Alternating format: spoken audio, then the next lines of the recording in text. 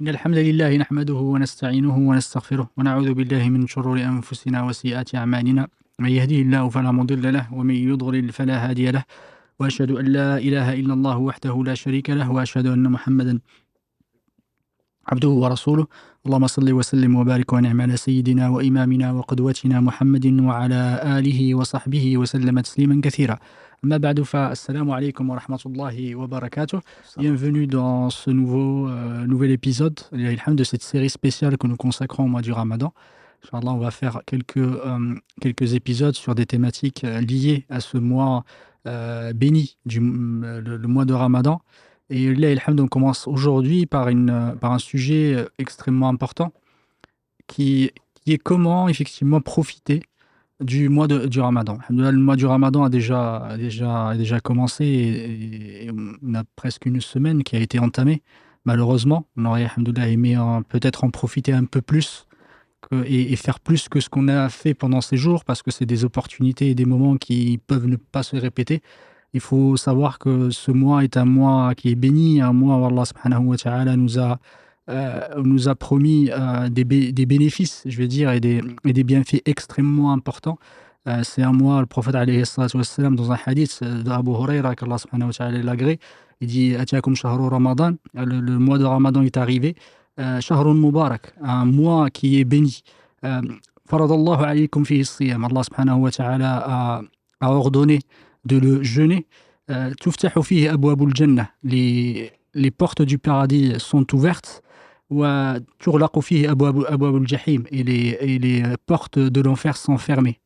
Et le prophète alayhi salam dit wa tughallu fihi maradatu shayatin. Effectivement, les shayatins les plus on va dire les plus virulents, barakallahu fik, sont emprisonnés ou sont enchaînés plutôt. Et le prophète alayhi salam dit il y a une nuit qui contenue dans ce mois qui est la meilleure que 1000 mois. Celui qui arrive alhamdoulilah, à en profiter, c'est qu'il a eu tout le bien, et celui qui n'a pas pu profiter de ces biens, c'est qu'il a perdu certainement. Du coup, il faut prendre soin effectivement de profiter, on va dire, de cette opportunité et des opportunités que le Ramadan offre. Et là, alhamdoulilah, j'ai l'honneur d'être accompagné par Cheikh Mamadou Dafé, qu'Allah le récompense par le meilleur, pour parler de ce mois béni, même si on en parle tout le temps. C'est ce qu'appellent les journalistes des marronniers.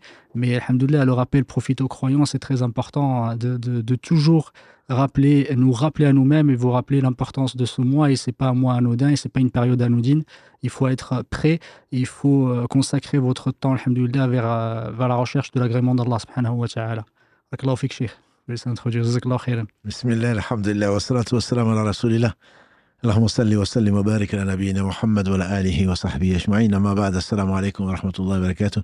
Barakallahu fik, si Mohamed et tous ceux qui sont Mohamed Adda et Karim qui sont dans le couloir, et vous, mes sœurs et frères, pour votre confiance, pour qu'Allah subhanahu wa ta'ala bénisse ce mois.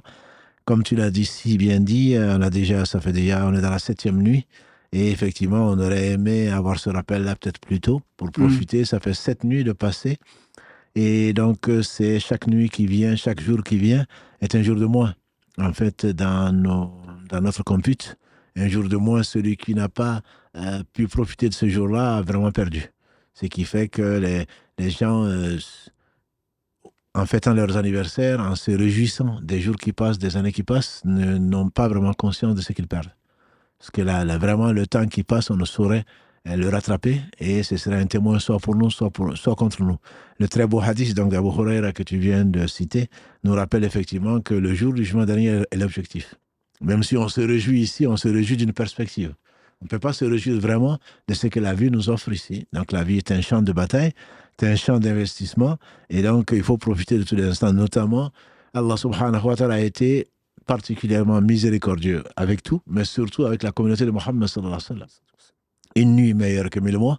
Et je suis sûr que si on disait que quelqu'un qui va travailler une nuit, il va avoir, je ne sais pas, 100 000 euros, je suis sûr qu'il ne va pas se fatiguer. Voilà. Et ce n'est pas que pour cette nuit. Et donc tout, comme l'a dit le prophète sallallahu alayhi wa sallam, celui qui jeûne pour Allah avec foi et espoir de la récompense, ses péchés antérieurs lui seront pardonnés. Bon, on verra, Inch'Allah, ce que ça veut dire vraiment. mais c'est qui ne chercherait pas à ne pas avoir de péché. Ne pas avoir de péché vis-à-vis, en tout cas d'autrui, doit nous garantir une bonne fin et certainement, puisque l'homme sera ressuscité sur sa fin, et certainement une belle vie dans l'au-delà. Donc, effectivement, le fait d'avoir cette perspective-là doit nous motiver et doit faire que chaque jour, certainement, chaque moment, mais surtout pendant ce mois de Ramadan, puisque Allah seul sait si on va le revoir, ça, je pense, c'est important. On est ce soir, Dieu seul sait qu'ils seront encore vivants demain, même ce soir encore. Donc, c'est extrêmement important d'être conscient. Donc, c'est une partie de nous qui part avec les minutes qui filent. C'est pas pour être triste. Au contraire, même, je dirais. Au contraire, je disais à un frère hier, quand celui qui est malade, et puis finalement on lui dit, ben, ta fin est proche. Ta fin est proche, au lieu de s'attrister, de passer son temps à pleurer, le réflexe doit être, mais puisqu'elle est proche, je vais essayer au maximum de profiter. Parce que le fait de ne pas profiter, de se morfondre dans sa situation, c'est vraiment que tu ne penses pas qu'après ça, il y aura soit la réjouissance d'Allah subhanahu wa ta'ala, soit le châtiment. Donc c'est le moment où il faut vraiment réaliser que la fin est proche, elle est proche de toute façon, que ce soit demain ou dans 100 ans, elle est toujours proche pour Allah subhanahu wa ta'ala, et qu'Allah bénisse Ibn Omar, qu'Allah l'agrée ainsi que son père, quand le prophète sallam lui a dit, soit dans ce bas monde comme un passant ou comme un étranger. Ibn Omar disait, en commentant ce hadith, il disait, quand tu es au matin, n'attends pas le soir. Quand tu es au soir, n'attends pas le matin. Prends pour ta santé, pour quand tu seras malade, et pour ta vie, pour quand tu seras mort. Donc voilà les gens qui ont vraiment compris. Et donc le Ramadan en particulier, comme le hadith le dit, est un moment propice où les portes de l'enfer sont fermées, toutes les portes. Et bien entendu, ça ne veut pas dire que je meurs, je vais me suicider pendant le mois de Ramadan, donc j'irai au paradis. Toutes les portes du paradis sont ouvertes, bien sûr pour le croyant. Pour celui qui ne croit pas, les portes seront toujours fermées, puisqu'Allah a interdit son paradis à celui qui associe quoi que ce soit. Et l'enfer est destiné aux injustes. Donc, quand on dit que toutes les portes de l'enfer sont fermées, il faudrait le comprendre, c'est pour le croyant, c'est celui qui jeûne avec foi et espoir de la récompense. Ce n'est pas celui qui ne croit pas en l'au-delà ou autre chose. Donc, c'est une opportunité extraordinaire. Et les satans les plus virulents, effectivement, sont enchaînés, on le sent. Et les gens disaient, mais pourquoi on fait encore du mal? Justement parce que si le Ramadan était un mois où tous les satans étaient enchaînés, on n'aurait pas de mérite. On a le mérite en luttant donc contre nos âmes, en luttant contre nos satans. Et donc, c'est vrai qu'ils sont plus affaiblis, on le sent d'ailleurs. Mais sinon, je pense que tout le monde aurait jeûné et il n'y aurait pas eu de mal sur la terre. Et ce n'est pas la sunna d'Allah subhanahu wa ta'ala. Le Ramadan est un mois où nous sommes éprouvés par certainement l'abstinence de la boisson, l'abstinence de la nourriture, des plaisirs sexuels et de tout ce qui rentre le jeûne. Mais il y a justement, s'il n'y avait pas de tentation, si on n'avait pas faim, si on n'avait pas soif, si on n'avait pas envie, il n'y aurait pas eu de mérite.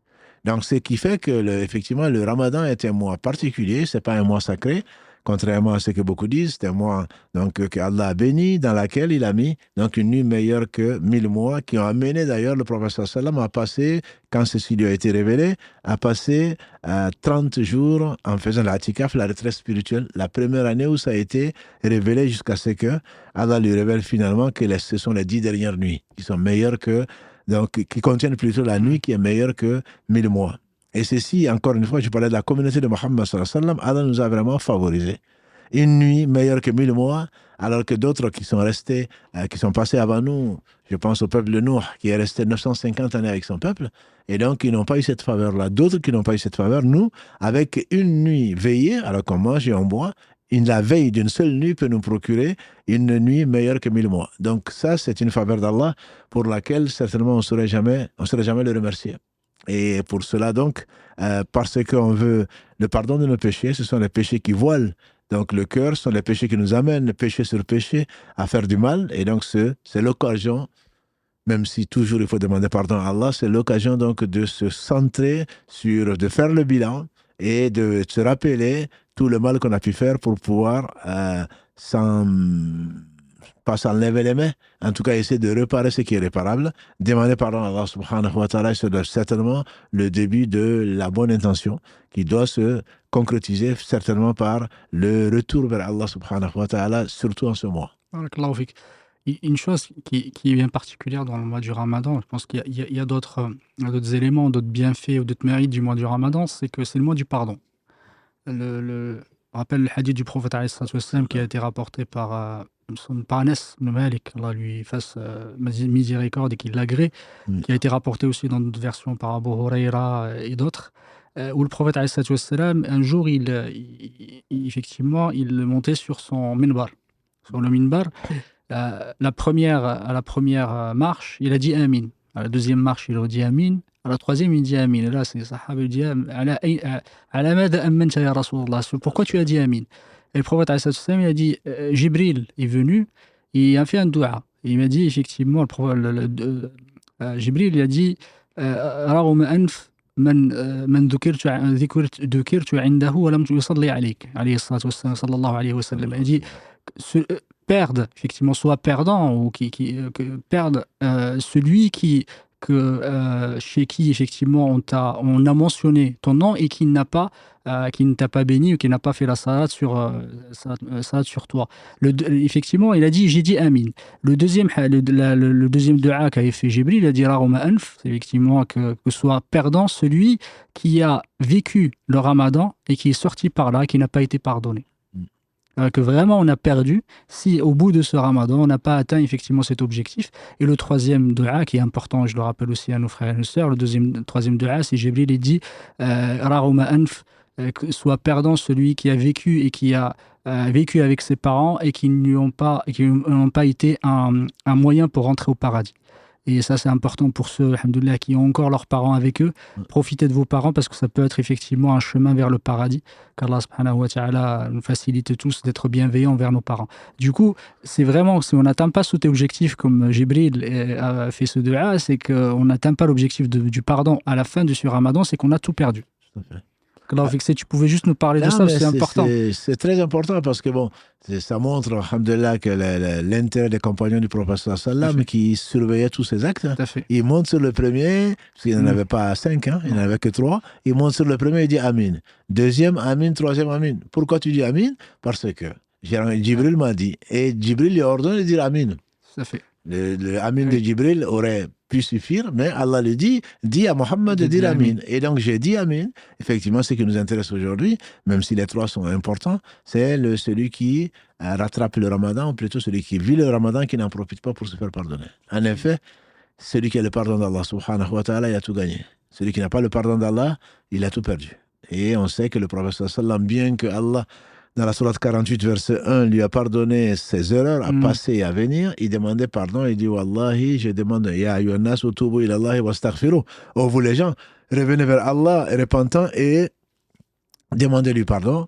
Wallahi, je me repens plus de 70 fois par jour dans la version de Bukhari et dans la version de Muslim, 100 fois par jour. Et donc ça, c'est celui que Allah a choisi qui lui a pardonné toutes ses erreurs possibles.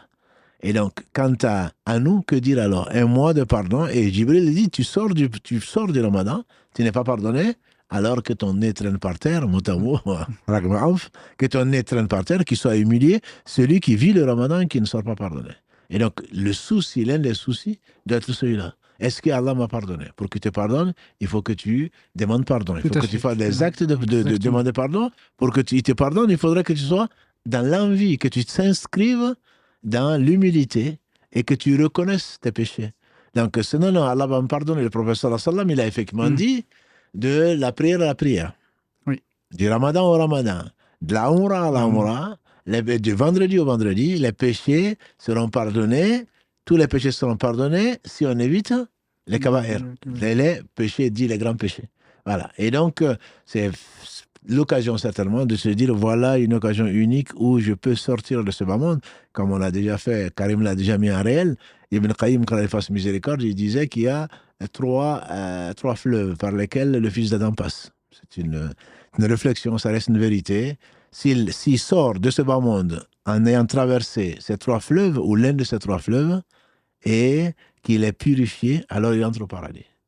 Si malgré ces 3 fleuves, 3 occasions qu'Allah nous donne pour nous pardonner, que malgré cela on n'est pas pardonné, alors on passera par le 4e fleuve qui est l'enfer, que Dieu nous préserve, parce qu'on ne rentre au paradis que les purifiés.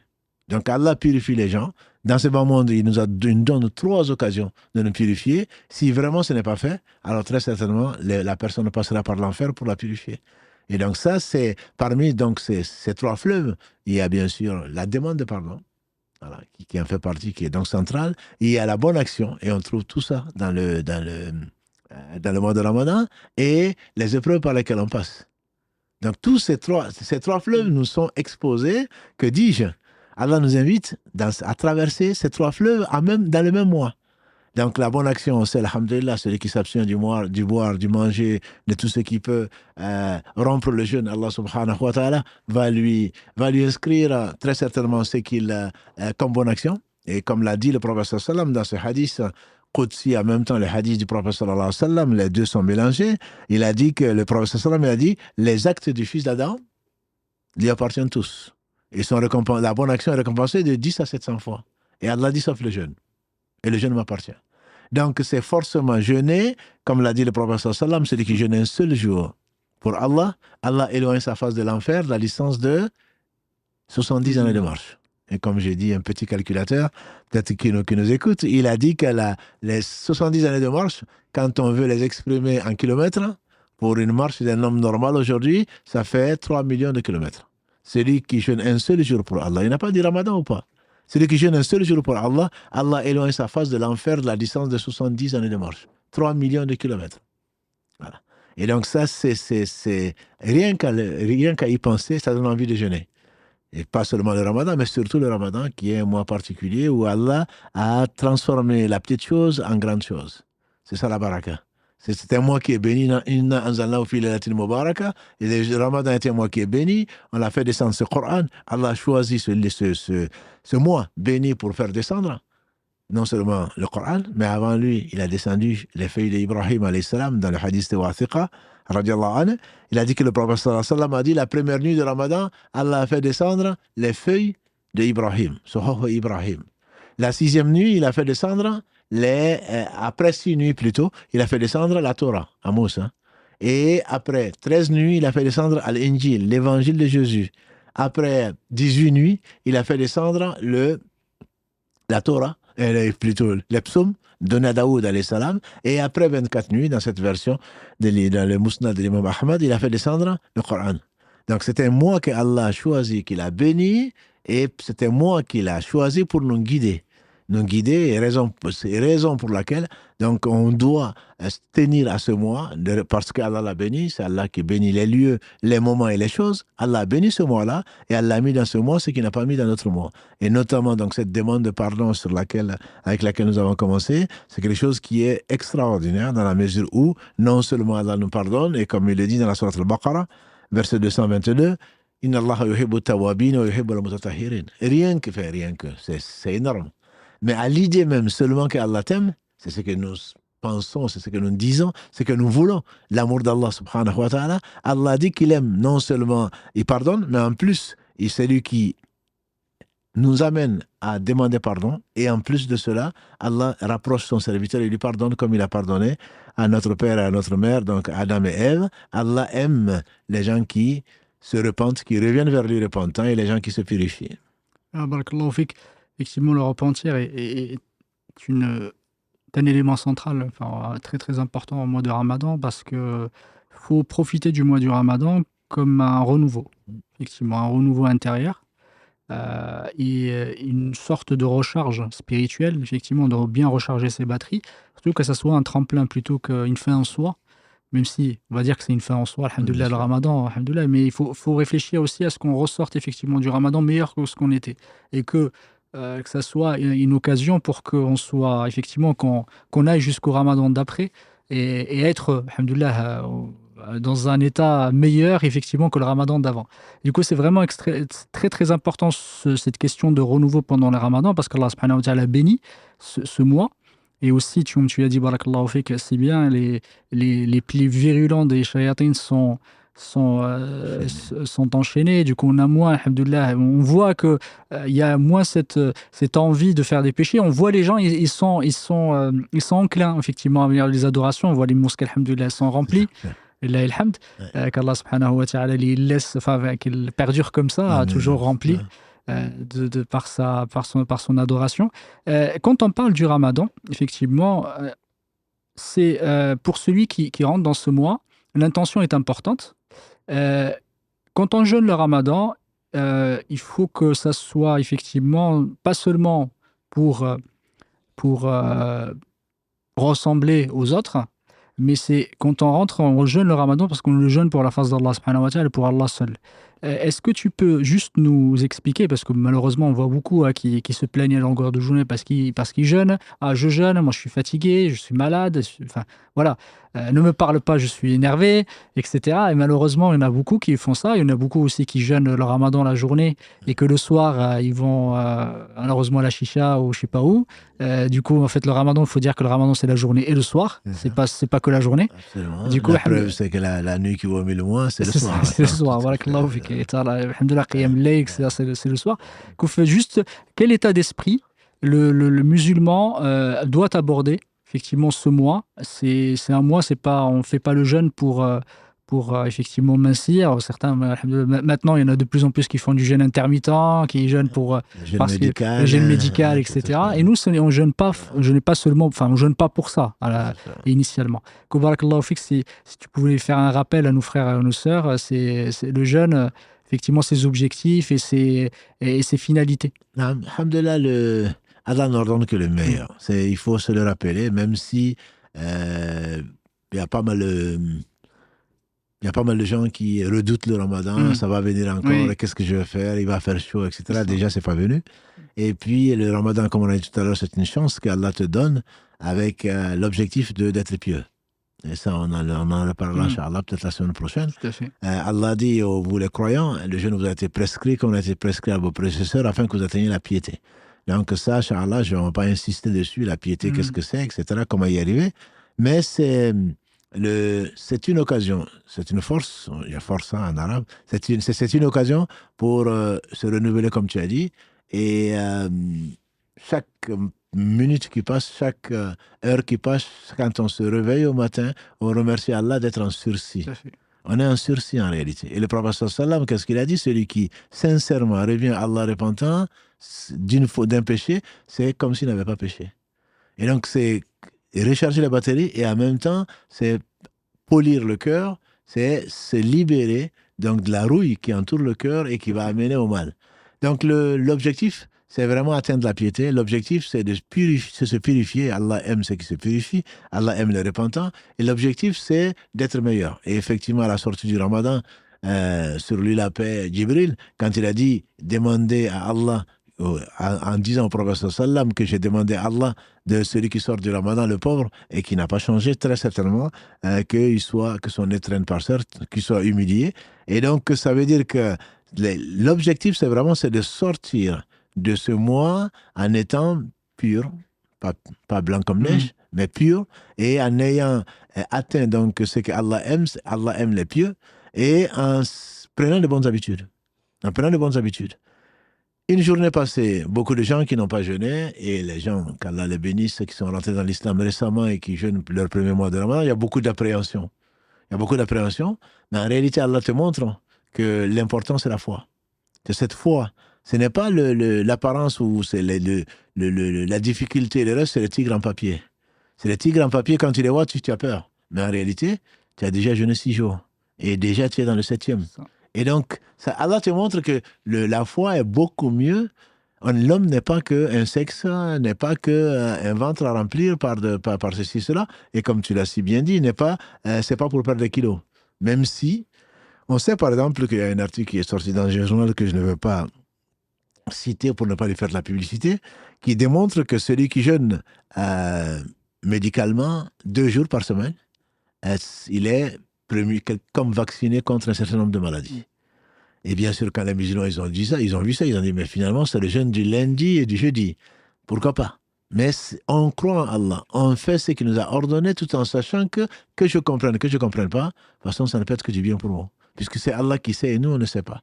Et donc, cet objectif d'obéir à Allah avant toute chose, tout en étant convaincu qu'il y a du bien dedans et que la récompense d'Allah sera beaucoup mieux que ce qu'on peut l'imaginer, doit nous amener à faire ce qu'il a ordonné, et c'est ce qui donc amène la piété et qui doit rester, qui doit perdurer. Et le Ramadan, ce n'est pas...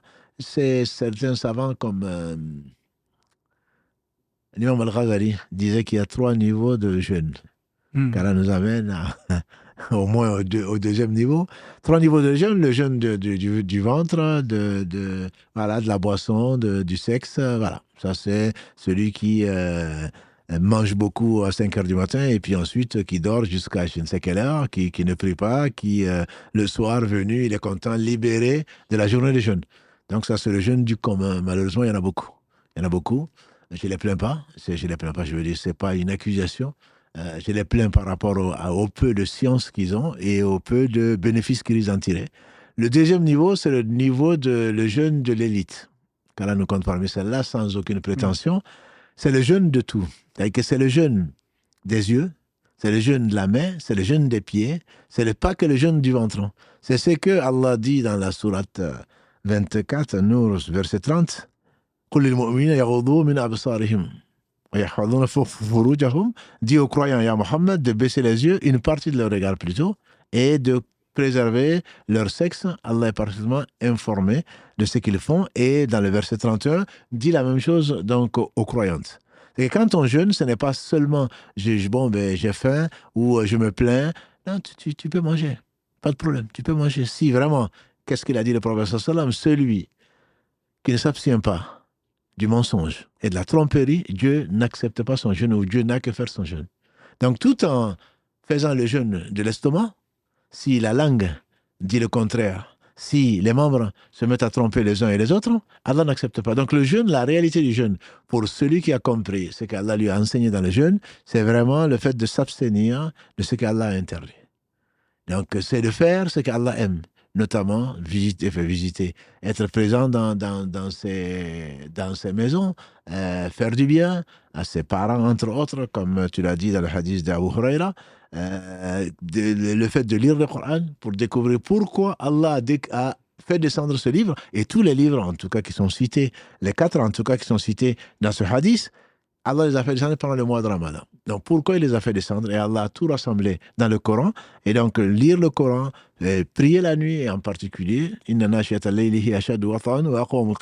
la nuit est plus propice à méditer et à vivre vraiment donc le Coran. Et c'est si celui qui profite donc de sa nuit pour prier, plutôt que d'aller dans les chichas ou dans les cinémas ou je ne sais quoi d'autre.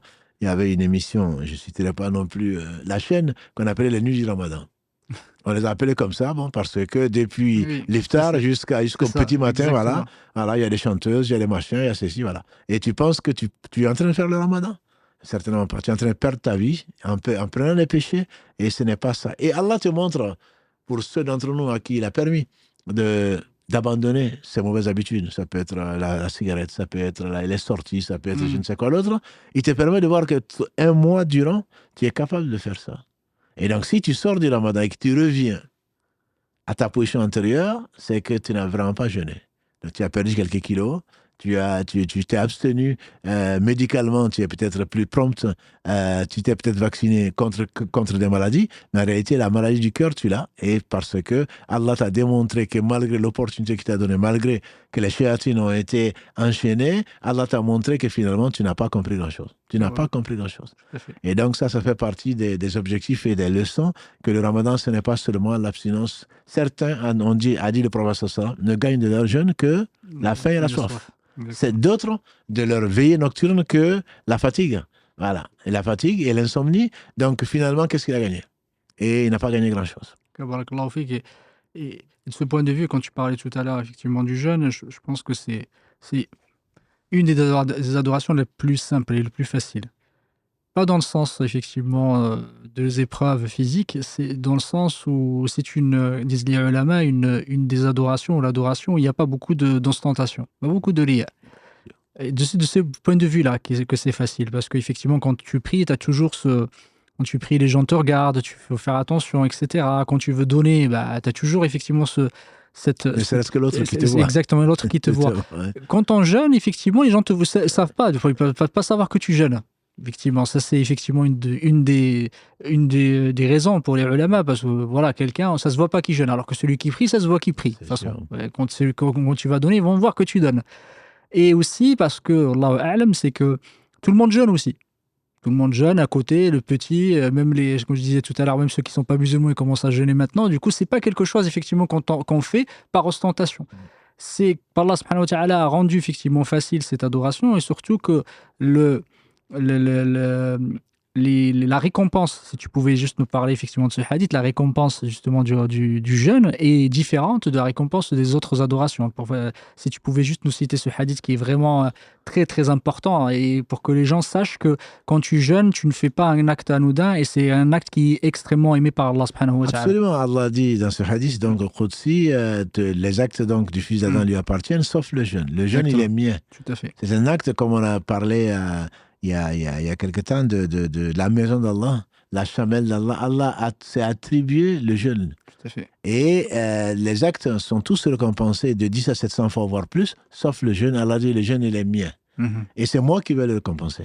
Donc Allah seul sait la récompense du jeûne, au point que les gens du savoir, ils ont dit que le jour du jugement dernier, qu'Allah nous préserve des conséquences et des affres du jour du jugement dernier, on va prendre donc au malheureux, à l'insolvable, ses prières, ses sadaqat, etc. On dit sauf le jeûne parce que le jeûne appartient à Allah. Exactement. Et Allah dit, mon serviteur s'abstient du manger, du boire, des plaisirs pour moi et c'est moi qui vais le récompenser. Il aura le professeur rajoute, il aura deux plaisirs. Le premier, c'est quand il va rompre le jeûne, et pas forcément au plaisir auquel on pense, parce qu'on va manger, etc. Et Cheikh Othaymin, il disait, quand il fait ses miséricordes, il se réjouit du fait qu'Allah lui ait permis de jeûner. Parce que ce n'est pas n'importe qui jeûne, et il espère qu'Allah va accepter cela. Il se réjouit donc que Allah subhanahu wa ta'ala lui donne l'opportunité de lui plaire et l'opportunité de rentrer au paradis, puisque on sait que parmi les 8 portes du paradis, il y a une qui est réservée aux jeûneurs, qui est Ar-Rayyan. Donc, tout ceci le fait sourire, et le prophète m'a dit, et le jour, il va rencontrer Allah. Donc, le jeûne, c'est vraiment appartient à Allah, l'ostentation dont tu as parlé. L'ikhlas, l'inverse, donc la sincérité est dans le jeûne.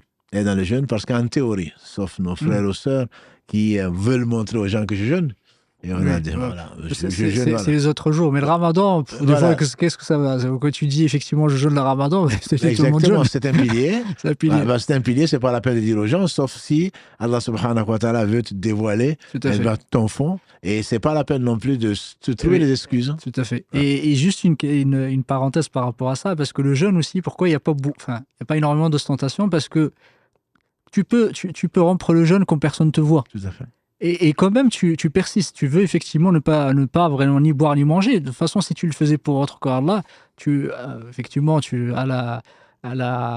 au détour d'une ruelle, surtout ici, alhamdoulilah, personne ne va te juger. Si tu bois, tu peux prendre excusez-moi, tu bois, mais tu continues. C'est-à-dire qu'au final, ce jeûne, pourquoi Allah subhanahu wa ta'ala l'a mis effectivement à un niveau supérieur ou important en termes de récompense, c'est que la personne, quand elle le fait la plupart des fois, généralement, pour Allah subhanahu wa ta'ala, différemment parfois des autres actes qui peuvent être mélangés avec de l'ostentation parce que tu veux te montrer.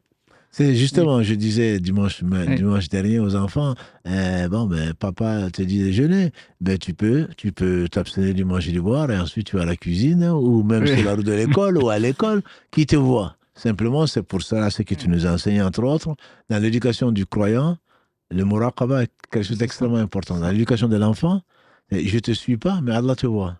Les anges te voient. C'est que tu n'es pas seul. Et donc, le fait que j'ai envie de manger, j'ai envie de boire, j'ai envie de faire ceci, cela, on regarde à gauche, à droite, personne ne nous voit.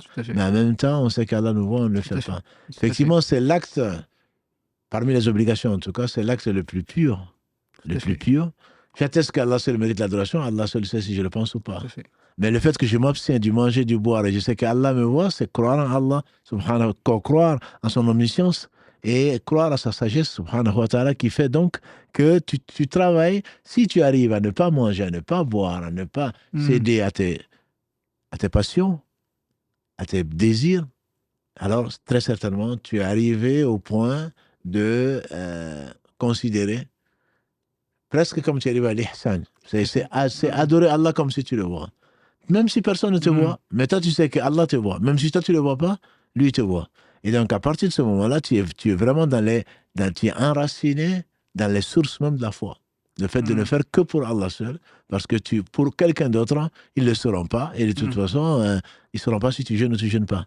Et même si tu voulais faire comme eux, tu aurais fait comme eux, tu aurais mangé, mais ensuite tu aurais regretté certainement parce que c'est la preuve donc, du manque de foi. Tout à fait, barakallahu fik. Et jazakallahu khairan de nous faire ces beaux rappels. Et ça m'a rappelé, je ne vais pas dire que c'est une anecdote, parce que c'est un peu triste, mais alhamdoulilah, c'est aussi, on va dire, heureux pour cette personne, parce que j'ai entendu une histoire, il y a un jeune, cher qui la raconte, effectivement dans un article, il disait qu'il connaissait un jeune qui aimait le bien, et il aimait aussi la prédication, il était très engagé là-dedans, et il profitait beaucoup du ramadan. C'est quelqu'un on pense du bien de lui, qu'Allah subhanahu wa ta'ala lui fasse miséricorde. Il disait que chaque nuit, chaque soir, il sortait 10 minutes avant. Il prenait effectivement des dattes et un peu de nourriture. Il allait dans les embouteillages, en tout cas, parce que les gens ils voulaient sortir, et 10 minutes avant pour leur permettre de manger. Il leur donnait à chaque fois effectivement un peu de dattes, etc., de l'eau. Il leur donnait aussi quelques petits livrets, etc. Il a dit jusqu'à un jour, une voiture qui arrivait à fond, qu'il a percuté, et il est décédé. Qu'Allah subhanahu wa ta'ala lui fasse miséricorde.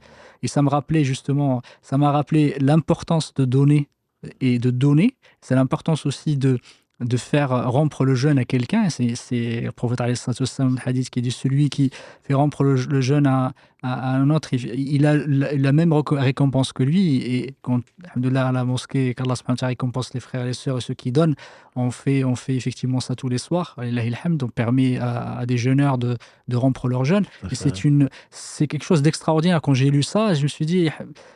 imagine, tu as 300 personnes et tu leur donnes effectivement à jeûner tous les soirs, tu as l'ajr de 300 personnes. Sans rien amoindrir à la récompense de l'autre. Et ça, c'est extraordinaire. Allah subhanahu wa ta'ala nous donne de ses bienfaits. Il faut juste ramasser. Enfin, il n'y a même pas... Quelqu'un, effectivement, quand on dit, voilà, le ramadan, tu rentres dans un palais ou tu rentres dans une cuisine pleine de nourriture, tu dis, non, j'ai pas faim, je mange pas. Je dis, mais t'es fou. Tu es quelqu'un, effectivement, il y a quelque chose qui ne va pas. C'est comme le ramadan. Le ramadan, tu rentres, il y a tellement de bienfaits. Et parfois, il y a certains qui sont là, qui font la fine bouche ou font la moue et qui ne profitent pas du ramadan. Et le fait, effectivement, de donner, et qu'Allah subhanahu wa ta'ala fasse miséricorde à ce jeune, et le prophète alayhi salatu wassalam disait qu'Allah subhanahu wa ta'ala, parfois, il utilise les gens. Quand il aime quelqu'un, quand il veut du bien pour quelqu'un, il l'utilise. Ils lui ont demandé au prophète alayhi salatu wassalam, et comment il l'utilise. Il dit le prophète alayhi salatu wassalam, il lui trouve effectivement quelque chose du bien juste avant de mourir. Il le guide vers un acte de bien juste avant de mourir. Et alhamdoulilah, certains, Allah subhanahu wa ta'ala les a guidés et ils sont morts pendant qu'ils font des adorations, qu'Allah nous fasse parmi eux. Alhamdoulilah, amin. Et effectivement, ce mois est vraiment le mois de la générosité, et c'est le mois du don de soi, et le mois de permettre effectivement aux autres de l'entraide. Et si, voilà, qu'Allah fait que tu pouvais nous en parler, ça va être vraiment intéressant de voir pourquoi le ramadan est si important pour le don et la générosité, et qu'est-ce que le croyant doit faire effectivement pendant ce ramadan pour satisfaire effectivement un de ses objectifs, ou un des objectifs du ramadan, qui est la générosité. La générosité, alhamdulillah, Allah est généreux. Allah, c'est le généreux. Oui. Il n'y a pas de bien qui vous arrive si ce n'est de la part d'Allah subhanahu wa ta'ala. Et son prophète sallallahu alayhi wa sallam était l'homme le plus généreux, comme le dit Ibn Abbas, quand il a ainsi que son père. Il dit le prophète sallallahu alayhi wa sallam était l'homme le plus généreux. Il était encore plus généreux pendant le ramadan. Il était plus généreux que le vent qui fusionne donc les nuages pour que Allah en fasse la pluie. Et il était généreux encore donc pendant le mois de ramadan, surtout quand l'ange Gabriel venait le voir, donc pour réviser le Coran, il venait le voir tous les soirs.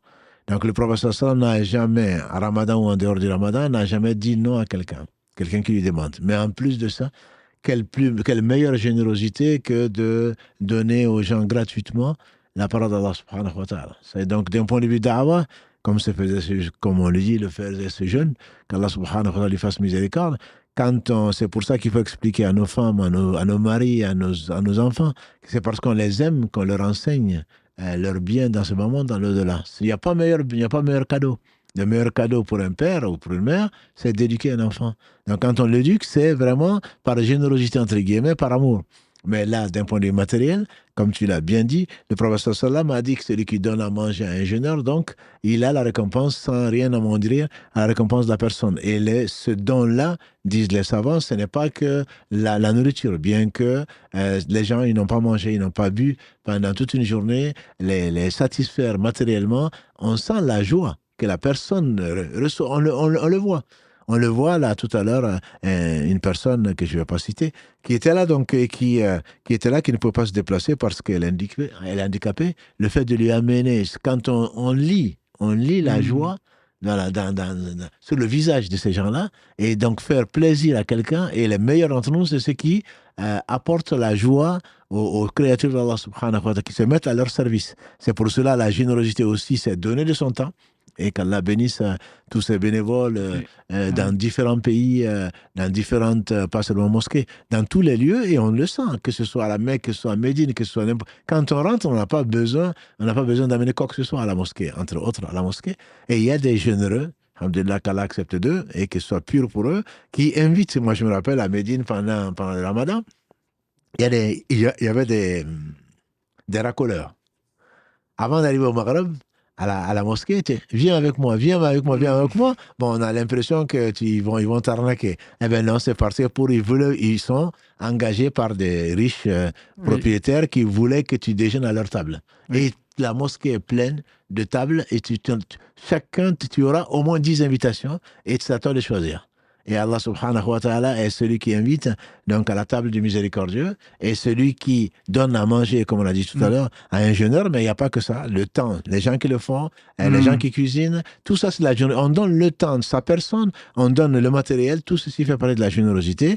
Et comme je l'ai dit tout à l'heure, le prophète sallallahu était l'homme le plus généreux. On ne lui avait jamais rien demandé sans qu'il donne. Et il était capable d'emprunter pour donner aux gens qui n'en avaient pas. Bien qu'il n'était pas, il était très riche de cœur, le prophète sallam n'a rien gardé pour lui-même.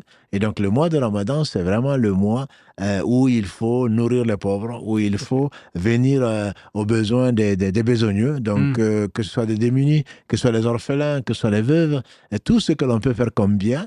Et c'est vraiment le mois par excellence du don. Kabarakallahu fik. Et c'est aussi le mois par excellence du don, c'est également le mois par excellence du Coran.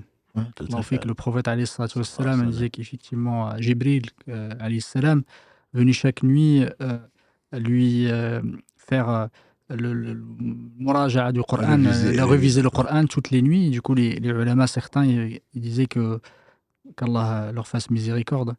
Ils faisaient khatm le Coran une fois par jour, effectivement. Même Shafi'i, dont on a parlé il n'y a pas très longtemps, qu'Allah lui fasse miséricorde, disait qu'il faisait deux khatmat du Coran, une la journée et une la nuit. Parce qu'effectivement, c'est un mois où c'est un des mois peut-être où il faut lire le Coran. Il faut essayer effectivement de le terminer, même si on n'y accorde pas beaucoup de temps en termes de méditation, etc. Les ulama disent effectivement on peut aller un peu plus vite, parce que c'est la sunna du prophète, même si la sunna c'est pas d'aller vite, mais sunna effectivement que chaque nuit il lui faisait réviser le Coran, et c'est très important de consacrer beaucoup de temps au Coran pendant ce mois, parce que c'est le mois de prédiction du Coran, c'est le mois du Coran. Tout à fait. Alors, si tu pouvais juste nous donner quelques conseils aux frères et sœurs et qu'ils le mettent à disposition, enfin je peux dire à disposition beaucoup de leur temps, une bonne partie de leur temps au Coran. Le Coran, alhamdulillah, c'est le livre, comme c'est la parole d'Allah subhanahu wa ta'ala, on y a consacré toute une série. Le Coran, les gens du Coran, comme l'a dit le prophète sallam, Ahlul Coran, Ahlullah wa khasatu. Donc ce sont les gens que Allah a choisis, c'est les gens du Coran. Et aimer le Coran, c'est aimer la parole de combien d'entre nous gardent dans leur portable ou je ne sais quoi d'autre, des enregistrements des personnes qu'ils aiment, etc., pour les réécouter au besoin. Et donc là, Allah t'invite au bien, c'est la parole parfaite, tout le bien y est. Et donc le fait qu'il ait été révélé pendant le mois donc, du Coran, donc le mois de Ramadan, fait que dans toutes les mosquées du monde, on lit le Coran tous les soirs, dans ce qu'on appelle le Tarawih. Le terminer n'est pas forcément... c'est une sunna, comme tu l'as dit, puisque le prophète sallam révisait tout ce qui avait été révélé du Coran, et la dernière année, il a révisé donc deux fois. Et il a compris, il le savait déjà, que sa fin était proche, Donc, le fait de lire le Coran, bien sûr, avec respect, Mhm. avec méditation, c'est possible, mais en tout cas, essayer de terminer le Coran, c'est une sunna. Ne pas le connaître beaucoup de Coran, comme certains de nos sœurs, certains de nos frères francophones se plaignent moi, je ne comprends pas français, je n'arrive pas, arabe plutôt, Mhm. je n'arrive pas à lire le Coran, ce n'est pas grave. C'est pas grave, l'essentiel, c'est qu'on lise le Coran, qu'on lise les versets, qu'on revienne dessus. Et il est arrivé au prophète sallam de lire que quelques versets la nuit, tout en pleurant. Donc, il faut vraiment donner l'importance au Coran parce que c'est le mois du Coran. C'est par excellence le mois du Coran. Et qui dit le Coran dit la parole d'Allah. Et qui dit la parole d'Allah dit ce qu'il y a de mieux dans ce monde et dans l'au-delà. C'est la parole d'Allah subhanahu wa ta'ala. Donc, il faut effectivement prendre de son temps. Il ne s'agit pas, encore une fois, de bâcler ou de ne pas respecter. Ça, c'est très important. De pas respecter le Coran. Voilà, tu nous as expliqué différentes façons de lire le Coran. Il ne s'agit pas effectivement de faire, de le lire très très doucement, en méditant, etc. Mais si celui qui le fait, il le fait. C'est un choix qu'on fait. Mais la sunna du prophète sallam, effectivement, c'est de lire le Coran sans compter ce qu'on a déjà dit. Celui qui lit une lettre du Coran, Allah lui récompense par 10 bonnes actions. Alors, il a dit, je ne dis pas qu'Alif Lam Mim c'est une lettre, Alif est une lettre, Lam est une lettre et Mim est une lettre. Donc, il y a toutes ces 6000 et quelques versets composés de combien de lettres, et Allah récompense la bonne action par au moins 10 bonnes actions, etc. Donc, il y a tout cet esprit-là qui fait que, comme tu dis, les meilleurs d'entre nous, enfin, c'est les anciens en tout cas, on disait même qu'ils s'abstenaient souvent de donner des cours ou de faire autre chose qui ne faisait que lire le Coran parce que c'est le mois du Coran. Et donc, si on a pour nos sœurs et nos frères qui sont francophones et qui n'arrivent pas à lire beaucoup de Coran parce qu'ils n'arrivent pas à déchiffrer, moi je leur conseille tout simplement de s'adonner à soit d'écouter, puisque écouter, on a déjà vu, c'est comme lire, soit d'écouter et en même temps, en tout cas pour moi, c'est pas un secret, c'est un secret de polichinelle, c'est écouter et en même temps lire le sens. Ce qui permet non seulement d'en tirer profit, mais en même temps donc de faire participer à l'adoration et les oreilles et les yeux. Et certainement, tout ceci va descendre dans le cœur, puisqu'il y a un conduit direct dans le cœur qui permet donc de effectivement sortir de ces journées et de ces nuits, sortir du mois de Ramadan, ayant lavé donc ce qu'il faut laver de nos péchés, et étant déterminé, parce qu'on a compris ce qu'Allah voulait, et on a compris l'honneur qu'il a accordé au fils d'Adam en lui envoyant ses messagers, et l'honneur qu'il nous a fait de nous conserver le Coran. Barakallahu fik, et jazakallahu khairan de l'avoir rappelé pour nos frères et nos sœurs qui n'arrivent pas à lire le Coran effectivement en arabe. Les preuves du Coran et effectivement de la sunna du prophète alayhi salatu wassalam prouvent que celui qui n'arrive pas, qui a la bonne intention et qui n'arrive pas à atteindre l'acte, alhamdoulilah, Allah subhanahu wa ta'ala, il lui donnera l'ajr, effectivement, lui donnera la récompense de cet acte-là. Parce que il y a plusieurs hadiths dans ce sens, et alhamdoulilah, si on a l'intention de faire quelque chose nous a empêché et qu'on n'y arrive pas, Allah subhanahu wa ta'ala nous a promis d'avoir la récompense comme si on l'avait fait. Mais même si c'est pas la même chose que celui qui a fait l'acte, celui effectivement il aura la récompense, parce que l'acte ça sera démultiplié, mais ce n'est pas pareil comme on dit les ulama. Effectivement, il y a une différence entre celui qui a pu le faire, celui qui a fait l'acte, mais on aura quand même la récompense comme si celui qui l'a fait. Du coup, je répète, il y a un frère, la dernière fois, on était en train de discuter, il me dit effectivement j'arrive au premier rang pendant le Ramadan. Je m'assois, mais après on va manger, je vais aider, et quand je pêche, je reviens, je perds ma place. Qu'est-ce que je fais? Est-ce que je garde ma place pour prier au premier rang, où je reste avec les frères pour les aider, etc., même si je rate le premier rang? Je dis, alhamdoulilah, c'est une question d'intention, et c'est quelque chose qui t'a empêché. Allah subhanahu wa ta'ala t'a promis cette récompense, c'est comme si tu l'avais fait. Et il y a deux personnes, comme l'a dit le prophète sallallahu alayhi wa sallam, qui sont à envier. Oui. Et ça, je pense qu'il faudrait connaître. J'aime bien les ambitions, je suis ambitieux, qu'Allah nous accorde tous le plus haut degré du paradis. Il a dit, il n'y a que deux personnes qui doivent être enviées. Celui à qui Allah a donné de l'argent, mal, et qui le dépense matin, midi et soir dans sa cause, et celui qui Allah lui a enseigné le Coran, et qui le lit et qui l'applique.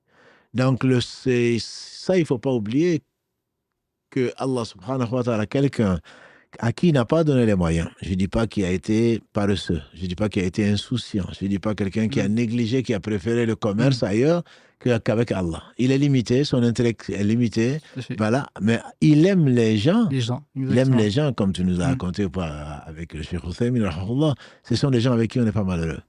Si vraiment tu aimes, tu vas aller avec des gens. C'est que tu aimes le Coran, tu ne sais pas lire, tu ne sais pas écrire. Mais tu es là à côté des gens qui récitent le Coran. Tu es là à côté des gens qui parlent le Coran. Et je ne doute pas qu'Allah va te récompenser.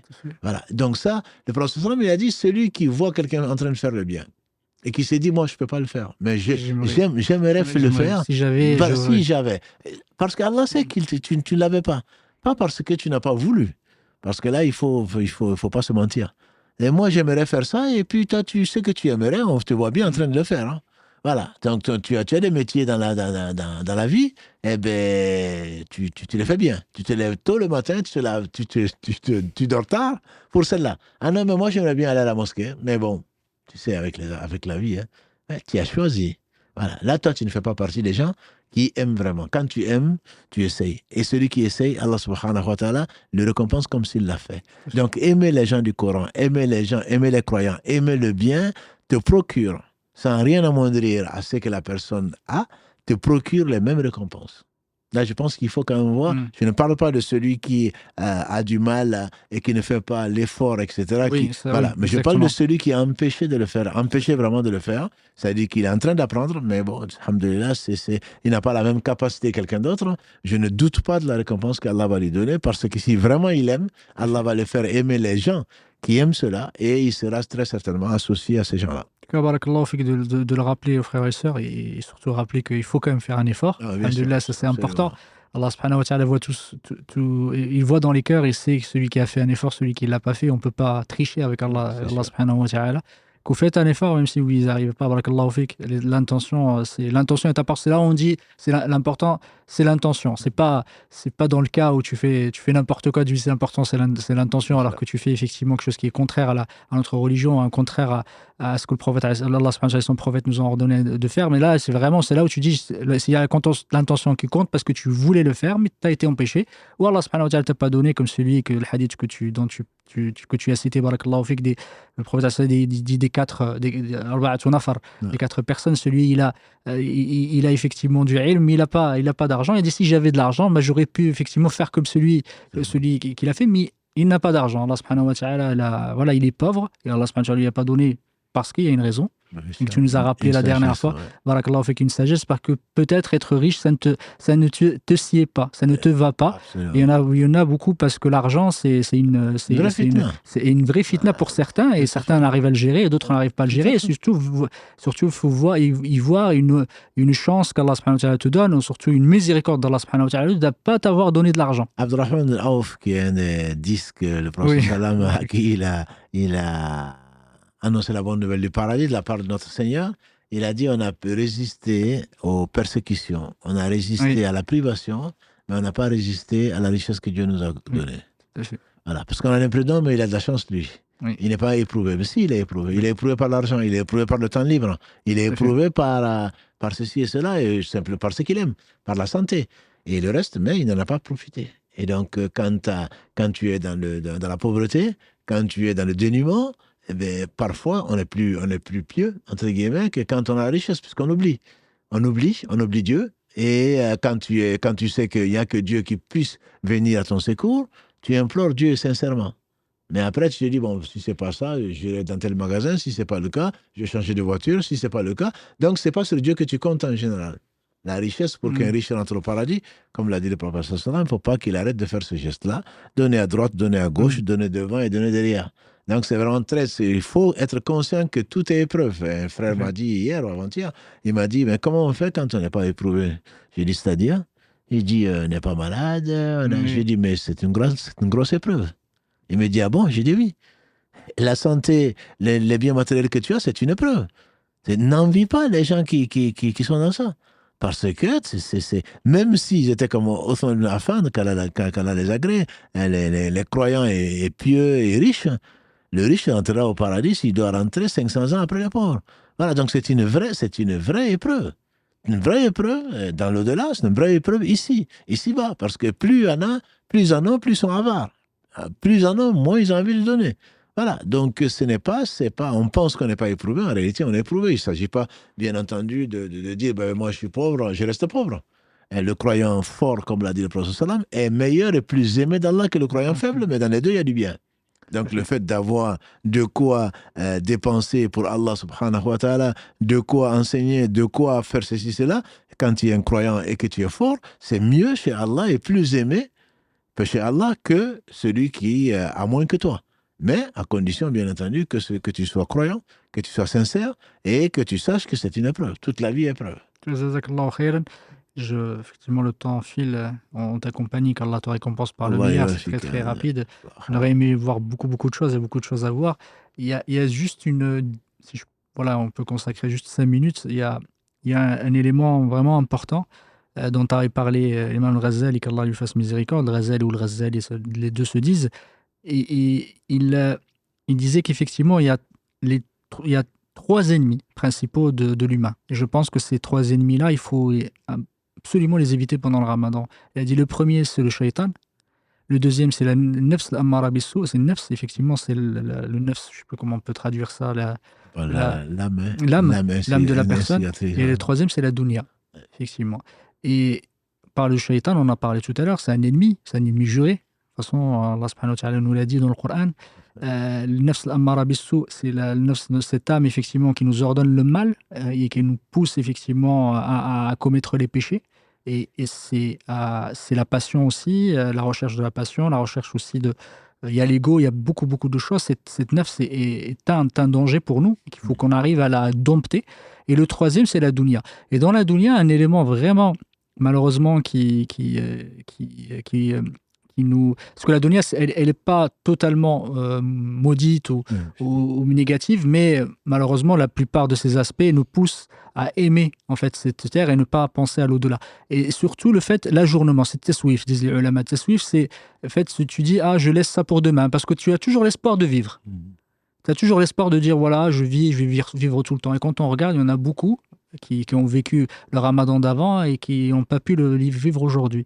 Du coup, ça, c'est vraiment un danger dans la dunya de suivre effectivement, de se dire, j'ai encore le temps, c'est pour demain, oui, j'ai pas fait aujourd'hui, j'ai pas fait tarawih d'aujourd'hui, je le ferai la semaine prochaine, etc. Et ça, malheureusement, c'est un danger qui nous guette. Il faut qu'on fasse attention à ça. Si tu pouvais juste peut-être faire un petit rappel à nos frères et nos sœurs, c'est wasari'u ila maghfiratin min rabbikum wa jannah. Et ça, c'est vraiment important. Il faut accourir, il faut vraiment aller rechercher et se dire, comme tu as dit si bien au départ, quand on fait quelque chose, quand on prie, par exemple, on prie comme si on allait mourir.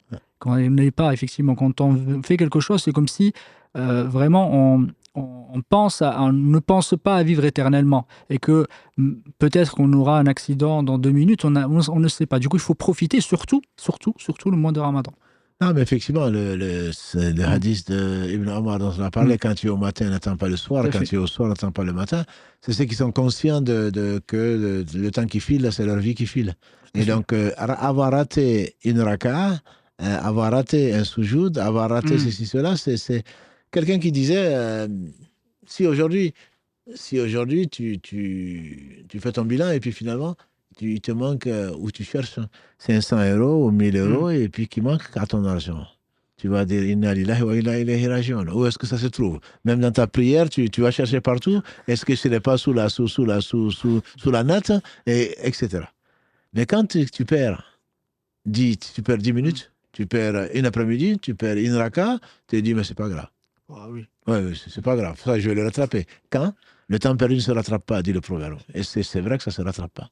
Et donc, c'est pour te rappeler, pour le hadith que tu connais, les 2 compagnons du prophète sallam, un est mort dans le djihad, et l'autre est mort 1 an plus tard sur son lit, entre guillemets. Et quelqu'un les a vus en rêve. Il les a vus en rêve et il a été étonné de voir que celui qui est mort sur son lit est rentré au paradis avant celui qui est mort au djihad. Ils ont été raconter ça au prophète sallam, qui leur a dit, ça vous étonne? Il dit oui. Il dit, mais il a fait comme les prières, il a fait comme les jeûnes, etc. Donc, c'est le meilleur d'entre nous, disait Abu Bakr, que le prophète sallam a dit, le meilleur d'entre nous, c'est celui qui vit longtemps dans les bonnes œuvres. Tout à fait. Et le pire d'entre nous, c'est celui qui vit longtemps dans les mauvaises œuvres. Donc, c'est qu'un temps qui passe, une nuit qui passe, quelqu'un qui a un jour de plus que toi a eu plus d'opportunités que toi pour entrer au paradis. Et donc, celui qui a eu 2 rakats, on dit ça souvent, hein, on vient à la mosquée, mais j'ai rattrapé la prière, moi j'ai eu 1 raka. Et celui qui a eu les 4 ans. Voilà. Donc, nous, on se contente de peu. On se contente de peu et ce peu-là ne suffira pas. On sait que même beaucoup ne suffira pas, mais ne parlons pas du peu. Donc, il faudrait vraiment... Si tu arrives, comme le dit ce frère-là, il vient au premier rang, c'est pas celui dont tu parles, il vient au premier rang et il trouve que c'est plein. Et donc, il est triste. Parce que la prière au premier rang, pour un homme, ça n'a pas d'équivalent. C'est le meilleur rang. Et donc, il s'est dit, j'ai raté l'occasion. J'ai raté l'occasion de pouvoir ramasser. Peut-être qu'elle ne se présentera plus. C'est ça. On dit qu'il y a un hadith qui fait dire que chaque jour qui vient, qui dit, me voici, je suis un jour nouveau. Profite de moi, je ne reviendrai pas jusqu'au jour du jugement dernier. Si tu ne profites pas de moi, tu n'auras pas d'autre occasion. Tu auras d'autres occasions, mais pas cette occasion-là. Donc, tout ce que tu as raté, c'est quelque chose que tu as perdu. Et donc, considère-toi comme un perdant. J'ai perdu, cela t'a attristé. Nous, non, c'est pas grave. Je le ferai le ramadan prochain. Non, il y a beaucoup d'autres ramadans, il y a d'autres jours. Je vais le rattraper. C'est une ambition, ça, je vais le rattraper. Et quelqu'un qui a une première session dans un examen, celui qui a une deuxième session, si elle lui permet d'avoir une deuxième session, c'est pas sûr qu'il va la réussir. Hein. Comme tu as raté la première session, je crains que tu rates la deuxième. Et voilà. Donc, il faut, encore une fois, je parle d'ambition, il faut être ambitieux. Il faut vouloir la première session et avec mention.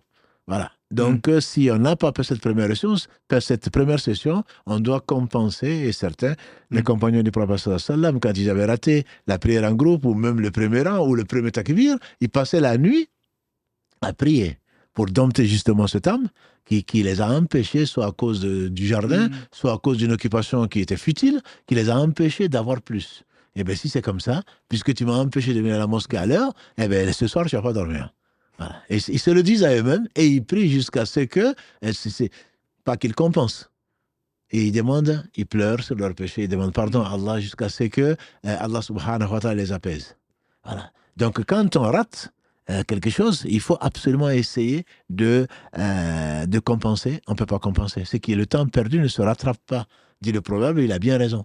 Donc quand on rate une occasion, il faudrait profiter de l'occasion qui vient immédiatement et ne pas remettre à demain.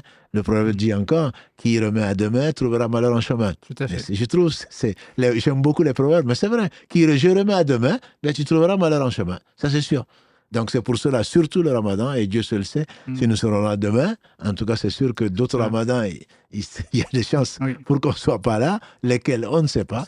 Donc, demain, on sera là ou pas, qu'Allah subhanahu wa ta'ala nous fasse profiter donc, de tous les jours, de tous les instants, pour faire du bien et qu'il nous pardonne pour nos négligences. Qu'Allah nous inspire effectivement le bien et nous inspire de suivre son chemin. Amin. Alhamdulillah, on est arrivé effectivement au terme de ce live, enfin en tout cas du cours.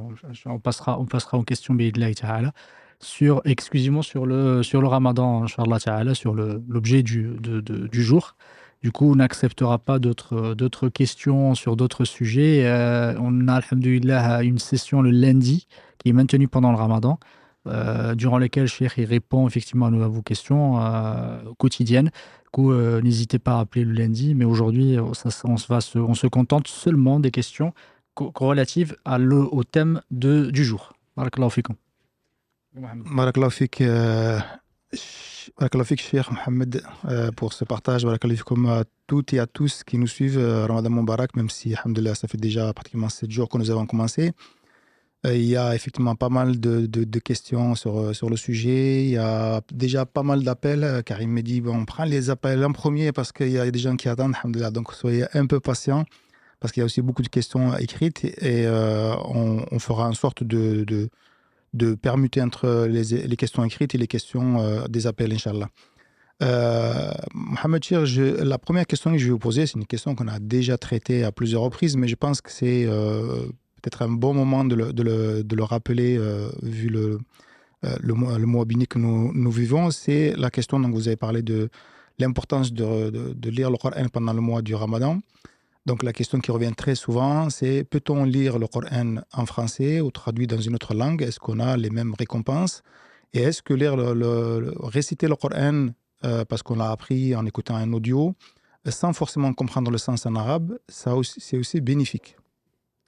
Là, on l'a dit, c'est bénéfique, bien entendu. Allah subhanahu wa ta'ala, c'est sa parole. Donc, le fait de le réciter même sans le comprendre procure au moins pour chaque lettre lue 10 bonnes actions, comme l'a dit le prophète sallallahu alayhi wa sallam. Le comprendre ou ne pas le comprendre. Mais il est évident qu'en le comprenant, ça rentre plus facilement. Il est évident qu'en le comprenant, on lui donne plus de sens. Il est évident qu'en le comprenant, on en profite plus. Mais ce n'est pas forcément les Arabes qui en profitent plus. Ce que je veux dire, c'est que c'est vraiment ouvrir son cœur, aller rechercher dans le Coran ce pourquoi il a été révélé, c'est une guidée. Shahr Ramadan alladhi unzila fihi al-Qur'an hudan linnas. Donc Allah dit dans le verset 185 de la sourate Al-Baqarah, c'est pendant le mois de Ramadan que le Coran a été révélé comme guidé pour les gens. Si tu vas chercher la guidée dedans, tu vas la trouver. Tu vas chercher la guérison, tu vas la trouver. Si tu vas chercher la miséricorde, tu vas la trouver. Donc pour cela, il nous est demandé de lire le Coran en le comprenant si on peut. Si on ne peut pas, ce que je conseille à toutes mes sœurs et à tous mes frères, et moi j'en ai vraiment profité grâce à Allah subhanahu wa ta'ala, c'est si on ne comprend pas, c'est de l'écouter et de voir en même temps le sens. Donc ça aide à ce que ça pénètre donc la profondeur du cœur et qu'on en ressorte avec des larmes, avec un cœur purifié, avec une détermination, avec une voie tracée qui est la voie droite d'Allah subhanahu wa ta'ala. Donc voilà, se contenter de l'un ou l'autre, mais moi je ne comprends pas arabe, donc je vais lire je vais lire la traduction française, c'est une bonne chose. C'est une bonne chose, mais il y a mieux. Moi, quand il y a mieux, il faut faire mieux. Il y a mieux, c'est vraiment d'aller dans la parole d'Allah qui est intraduisible et d'essayer de comprendre en même temps, certainement, celui qui va avec cette intention-là, Allah va lui donner ce qu'il n'a pas donné à quelqu'un d'autre. Barakallahu fik, Cheikh. Je vous propose de prendre un premier appel, Inch'Allah. Allô, salam alaikum. Wa alaikum salam. Vous êtes en direct, on vous écoute, Inch'Allah. Ah, ok. Du coup, salam alaikum. Merci pour tout ce que vous faites pour nous. Qu'Allah vous récompense, Amin. Moi, j'avais une petite question. C'était de savoir comment on fait, parce que je sais qu'il faut beaucoup invoquer Allah et c'est Allah qui accorde la guidée à toute personne. Mais comment on fait en fait pour rester assidu après le Ramadan? Parce que pendant le Ramadan, on essaye d'appliquer ce qu'on a fait pendant le Ramadan, c'est-à-dire des objectifs, d'essayer de respecter ce qu'on a listé. Mais souvent, c'est pas facile. Et des fois, il y a des épreuves qui viennent rentrer en jeu. Donc, je ne sais pas si vous avez des astuces ou... Je sais qu'il faut beaucoup invoquer Allah, mais mis à part ça, qu'est-ce qu'on pourrait faire justement pour nous, nos familles, nos proches, qu'on puisse avancer ensemble et continuer sur ce qu'on a fait pendant Ramadan, continuer sur cette lancée en fait. Alhamdulillah, c'est qu'on va aborder peut-être la semaine prochaine, Inch'Allah. Et bon, la question est toujours bonne. On n'est pas encore à la fin du Ramadan, mais justement, quand on a appris pourquoi l'examen se fait à la fin. L'examen se fait à la fin parce qu'on a accumulé un certain nombre de données. Et donc, ensuite, on va tester si vraiment on les a comprises ou pas. Et donc, si vraiment ces choses sont rentrées dans le cœur, si ce n'est pas que de l'administratif, si on n'est pas satisfait de soi seulement parce qu'on a lu le Coran 10 fois, on a fait ceci et cela, ben Allah va nous exposer à des situations. Et donc, on verra si effectivement notre mois de Ramadan a servi à quelque chose. On doit être plus patient, on doit être plus heureux, on doit être plus généreux, on doit être plus... Parce que pendant le Ramadan, on a essayé de faire ça. Et c'est que Allah aime le plus, comme l'a dit le prophète sallallahu alayhi wa sallam, c'est qu'il dure même si c'est peu. Donc, on a un programme, et à la fin de l'année, là, à la fin du mois, ce programme, on va l'appliquer. Et il y aura l'examen pendant les 11 autres mois, ou plus, au moins. Voilà. Donc, il faudrait vraiment savoir que ce n'est pas une fin en soi. Ce n'est que le Ramadan, comme tout le reste, n'est qu'un moyen. Un moyen pour se rapprocher d'Allah. Est-ce qu'on rapproché d'Allah ou est-ce qu'on a satisfait son âme ou est-ce qu'on a été content de soi-même? On le verra bientôt. Parce que si après le Ramadan, on est aussi mauvais qu'avant le Ramadan, c'est que Allah n'a pas accepté. Là, il n'y a pas de doute dessus. Donc, on doit, en quittant le Ramadan, on doit presque craindre. Est-ce que j'ai vraiment révisé? Est-ce que j'ai vraiment puisé ce pourquoi? Kutiba alaykum as-siyam, je rentre déjà dans l'épisode 2, Inch'Allah, samedi prochain. Vous les croyants, le jeûne vous a été prescrit comme il a été prescrit à vos prédécesseurs, afin que vous atteigniez la piété. L'a-t-on atteint ou pas? Et ça, on le saura à la fin du Ramadan. Ce n'est pas être pieux pendant le Ramadan. C'est après le Ramadan, est-ce qu'on a atteint ce pourquoi le Ramadan a été prescrit pour nous? et chaque année pour la personne qui peut la supporter, justement pour renouveler les batteries et pour se recharger les batteries, comme disait tout à l'heure sur Mohamed, les batteries rechargées, ou est-ce qu'elle est à plat? À peine on fait l'Aïd, et ça y est, on est reparti dans les mauvaises habitudes. C'est que ça n'a pas été, la batterie est à changer. Est à changer, en tout cas à purifier ou à recharger à nouveau, mais c'est certainement une des sagesses d'Allah subhanahu wa ta'ala qui nous met donc à l'épreuve. On ne peut pas, et la foi, on en parlait les mercredis, jusqu'au Ramadan, la foi, elle augmente, elle baisse. Voilà, donc il y a des moments où, alhamdulillah, on se sent aussi bien que pendant le Ramadan, et puis il y a des moments, mais on oublie qu'on a fait le Ramadan. Et donc là, ça nous ramène à la dure réalité que la foi, il faut la maintenir. Et les compagnons du prophète sallam disaient parfois, viens, on va adorer Allah pendant 1 heure. Pourtant, on l'adore tout le temps. Mais c'est pour se rappeler, pour recharger les batteries, pour atteindre la piété, se rapprocher d'Allah, grâce à Allah. Ça, il ne faudrait pas l'oublier. Ce n'est pas le Ramadan qui va faire de nous des pieux. C'est Allah qui recrute parmi nous des pieux. Et donc, le Ramadan, enfin, le jeûne est un des moyens, il n'a pas d'équivalent pour atteindre cette piété-là. Si on a vraiment jeûné, le jeûne donc de l'élite, et Al-Ghazali aujourd'hui dit encore qu'il y a, en plus du jeûne du commun, il y a le jeûne de l'élite, donc qui nous a empêché de faire ce qu'Allah a interdit, qui nous a poussé à faire ce qu'Allah aime. Il y a le jeûne de l'élite. Et donc ça, c'est le fait que son cœur soit entièrement tourné vers Allah subhanahu wa ta'ala, sans effort, et que Allah soit vraiment notre objectif. Mais bon, ça, c'était notre débat. Qu'Allah nous facilite son adoration. Barakallahu fik, merci Amin, d'avoir barakallahu fik. Allah yafik. Salam alaikum. On prend notre appel, Karim? Non, c'est bon. Cher, j'ai une question écrite. La personne, elle dit, voilà, je ne peux pas me déplacer. J'ai la mosquée qui est juste en bas, donc je les entends faire le tarawih. Et sachant que je suis dans l'incapacité de me déplacer, est-ce que je peux suivre le tarawih de chez moi? Ça, c'est ce qu'on a dit, de vidéos en live, etc. Le tarawih, si tu es chez toi et que ton appartement est un appartement, ce n'est pas un lieu de prière, qu'il n'y a pas d'accès directement sur la mosquée, ceci n'est pas considéré comme faisant partie de la mosquée. Voilà. Donc, si effectivement c'est une annexe de la mosquée, même si elle est utilisée que pour le tarawih ou pour le vendredi, il y a un accès direct, ça fait partie de la mosquée. Mais si toi, tu es chez toi au 3e étage, la mosquée est au sous-sol, et donc toi, tu restes chez toi et tu écoutes, tu l'entends presque. Mais entre-temps, tu n'es pas dans la mosquée. Et on parle, on mange, on dort dans cet espace-là, donc ça ne fait pas partie de la mosquée. Ça fait pas partie de la mosquée. Alhamdulillah, ce sont les règles de fiqh, on ne va pas revenir dessus.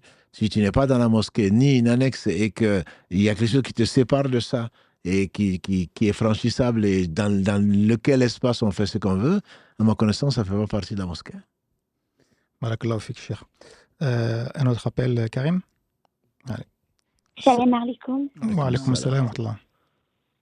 Oui, c'est Samira. Voilà, je voulais savoir, il est dit qu'il n'y a aucun musulman qui fait une invocation dans laquelle il n'y a ni péché ni rupture des liens de parenté, sans qu'Allah ne lui donne une de ces 3 choses.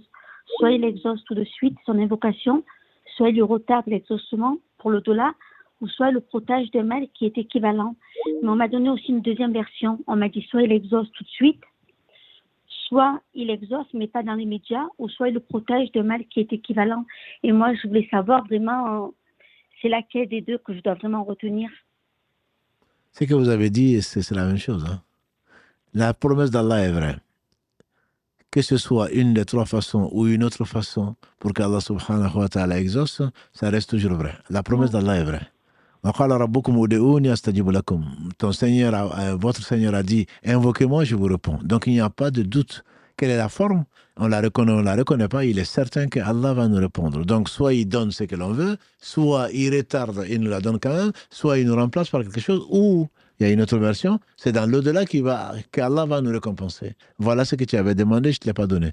Donc peu importe la version, je ne sais pas à quelle version exactement vous faites allusion, dans tous les cas, il faut croire qu'on a demandé, on fait dire Omar ibn Khattab qu'Allah l'agré, je ne me soucie pas de la réponse qu'Allah va donner, dans la mesure où Allah m'a inspiré d'invoquer. Si Allah t'a inspiré d'invoquer, tu auras une réponse, la meilleure des réponses qu'Allah aura choisie pour toi.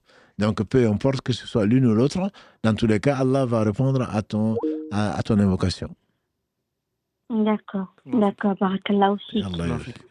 J'en profite juste parce que ça fait des éléments qu'on n'a pas pu aborder durant le live, c'est que il y a des invocations pendant le ramadan qui sont exaucées. Le prophète alayhi salatu wassalam nous l'a relaté dans le hadith de Anas. Si tu pouvais juste nous le rappeler, barakallahu Ben, fik. vas-y, Inch'Allah. Alhamdulillah, le prophète alayhi salatu wassalam dit trois, leurs invocations ne sont pas rejetées. Et effectivement, c'est le gouverneur ou le juste et le sa'im, effectivement, le jeûneur quand il rend son jeûne, effectivement au moment du rompre son jeûne, et l'invocation de celui qui a fait preuve, enfin, qui a été touché par l'injustice, le matloum, effectivement. Et alhamdoulilah, il faut se dire que chaque jour, alhamdoulilah, on a un moment où Allah subhanahu wa ta'ala nous a offert cette opportunité, que notre invocation n'est pas rejetée. Effectivement, il faut le faire avec sincérité, mais il faut savoir que c'est le moment extrêmement important, le moment où on rend le jeûne, effectivement, chaque jour du ramadan. Qu'on a, alhamdoulilah, qu'Allah fait que si tu pouvais... Non, barakallahu fik, c'est Jazakallah exactement ça, c'est l'une des versions. L'autre version, c'est l'invocation du Père pour ses enfants. Exactement. C'est également l'invocation de la mère. Dans une autre version, le voyageur également. Voilà. Exactement. Donc, alhamdulillah, Allah nous donne, barakallahu fik, cette opportunité à un moment précis d'invoquer. Quand on invoque, Allah y répond. Donc, on a cette opportunité pendant 30 jours ou 29 jours, mais également dans une version du hadith que j'ai même relu hier ou aujourd'hui, qui dit que, en fait, l'invocation du jeûneur n'est pas seulement qu'à ce moment-là. Oui. Donc, il y a également cette version-là, cette compréhension en tout cas, même s'il n'était qu'à ce moment-là, ça aurait suffi, ça aurait motivé pour arriver jusqu'au Maghreb et demander à Allah subhanahu wa ta'ala son agrément, son paradis, sa satisfaction, tout ce que l'on veut demander. Effectivement, c'est une opportunité unique, en tout cas dans l'année, bien que dans le sous-jour, on est proche d'Allah, après le tashahhud, on est proche d'Allah, quand il pleut, quand on entend un coq chanter, quand il pleut, etc. Donc, il y a beaucoup de moments entre l'adhan et l'iqama où l'invocation est exaucée, mais effectivement, ça, c'est un moment unique qui est propre aux jeûneurs, et barakallahu fik de le rappeler. Donc, on prend notre appel, Karim, Inch'Allah. Vas-y. Allô, salam alaikum. Allô, assalamu alaikum. Je voudrais poser une question, mais c'est pas en lien avec le ramadan. Est-ce que je peux? Alors, on vous donne rendez-vous lundi, Inch'Allah. D'accord. Après, vous pouvez profiter du moment pour poser une question sur le ramadan. Exactement. Alhamdulillah. Alors, je voulais savoir par rapport au fait, pour les gens qui n'ont pas rattrapé, admettons, leur jeûne avant ce mois de Ramadan. Enfin, je sais qu'il faut nourrir des pauvres ou des orphelins pour pouvoir ensuite rattraper ces jeûnes. On a pas mal de sites internet où on peut donner de l'argent. Est-ce que c'est valable par ce moyen-là de nourrir un pauvre si on n'a pas si on croise pas de pauvres là où on vit, après de pouvoir rattraper nos jeûnes qu'on n'a pas fait? Alhamdulillah. Il faut savoir que ne pas rattraper le jeûne avant le ramadan, c'est un péché. Sauf pour celui qui n'a pas eu la capacité parce qu'il était malade ou qui a oublié, qui a été empêché. Donc, il ne faudrait pas penser que je rattrape. C'est ce que je reproche souvent à nos frères et nos sœurs, je rattrape la prière. Voilà, je rattrape le jeûne. Il faudrait vraiment avoir une excuse.